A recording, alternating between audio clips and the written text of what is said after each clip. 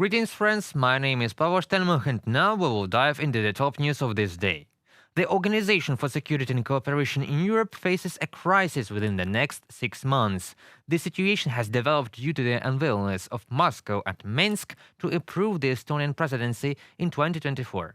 This was stated by Finnish Foreign Minister Pekka Haavisto, UL reports.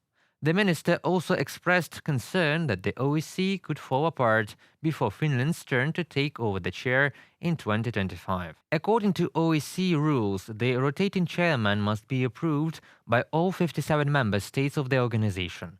Moscow and Minsk have not approved Estonia's candidacy for the presidency next year, and Tallinn is not ready to give up its candidacy.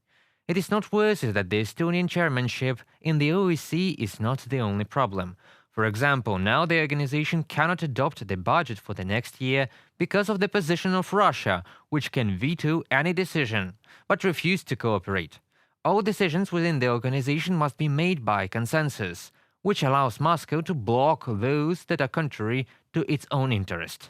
In April 2023, Russia decided to suspend the payment of OSCE contributions to the Parliamentary Assembly for 2023 and recredit for this year the contribution that the Russian Federation paid in 2022. And now the OSCE member states are looking for ways to keep the organization functioning. US Ambassador to the OSCE Michael Kampenes said. He argues that blocking the OSCE budget is almost the least significant sin that Russia has done. The reality is that Russia is attacking the Organization for Security and Cooperation in Europe.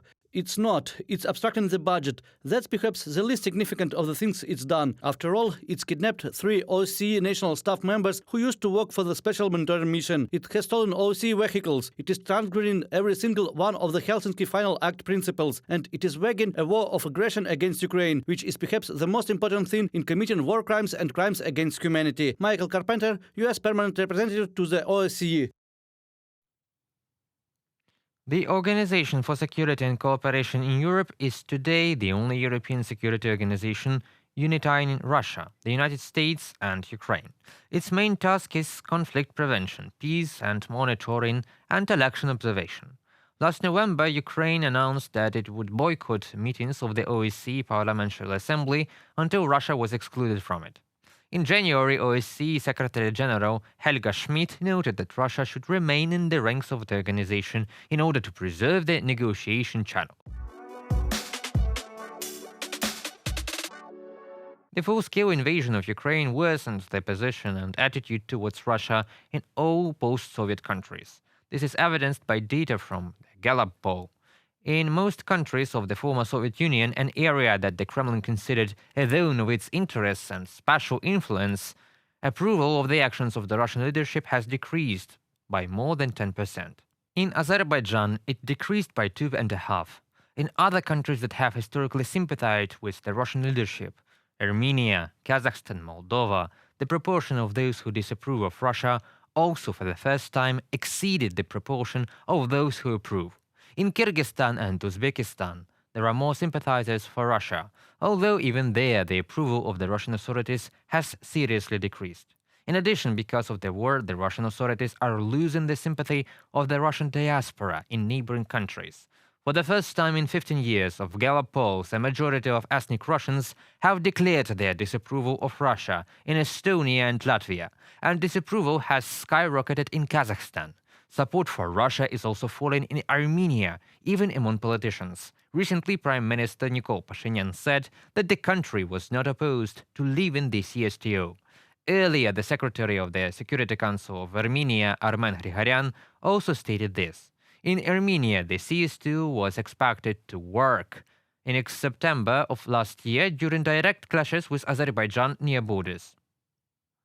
To be honest, yes, there were such discussion. It is a natural reaction. In recent years, the security architecture in the world and, in particular in our region, has radically changed. Contractual obligations are not observed. Our entire security concept was built on this, and there is no new one yet. This is a crisis. Armen Grigoryan, Secretary of the Security Council of Armenia, in an interview with Novaya Gazeta.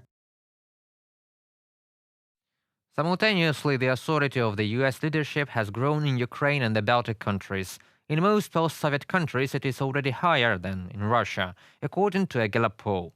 The difference in the reaction of the post-Soviet countries to the annexation of Crimea and the current war is primarily due to the difference in the scale of the event. The annexation of Crimea was not accompanied by casualties, and Crimea was perceived as a Soviet enclave of Ukraine. However, along with this, a significant factor, apparently, is the decline in the influence of Russian television in the post-Soviet space, and especially in the younger generations.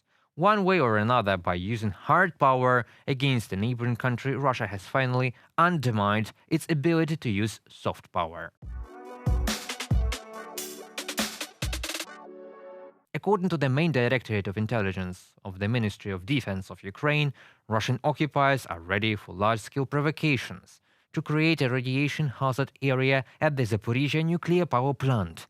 Russians seized and illegally hold the Zaporizhzhia plant, declaring it Russian property.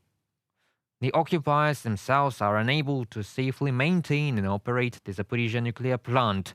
Every day of their stay, the object carries the risk of man-made disasters. It is not the first time that the invaders resorted to cynical provocations and shelling at the Zaporizhzhia nuclear power plant, blackmailing Ukraine and the world with a nuclear catastrophe.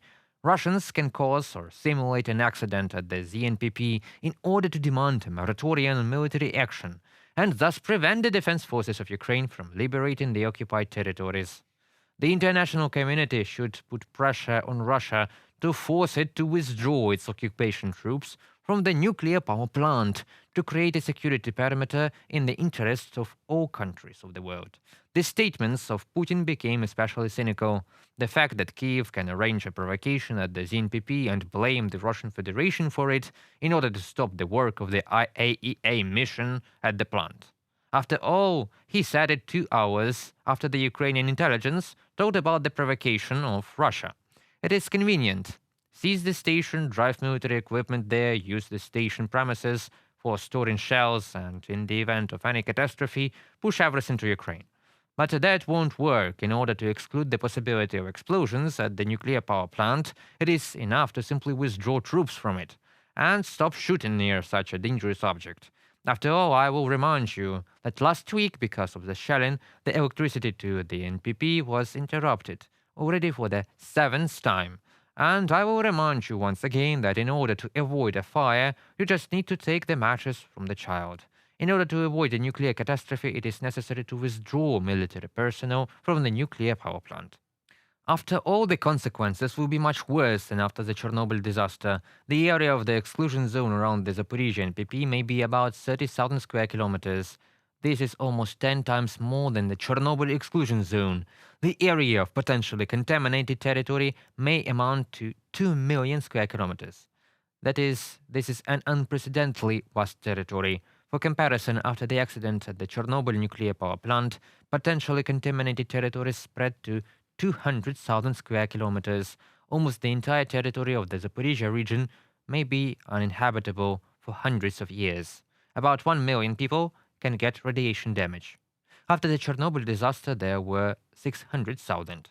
And the number of deaths can be 10 times higher than the number of victims of the disaster at the Chernobyl nuclear power plant. A significant release of radioactive cesium-137 may occur, which will pose a risk to the health of citizens, the condition of water bodies and soils. This element is intensively sorbed by soil and bottom sediments and contaminates food. Radionuclide contamination will spread to the Dnieper, Black Sea, and the Azov Seas. That concludes our today's video. Thank you for watching. Stay tuned and safe. Goodbye.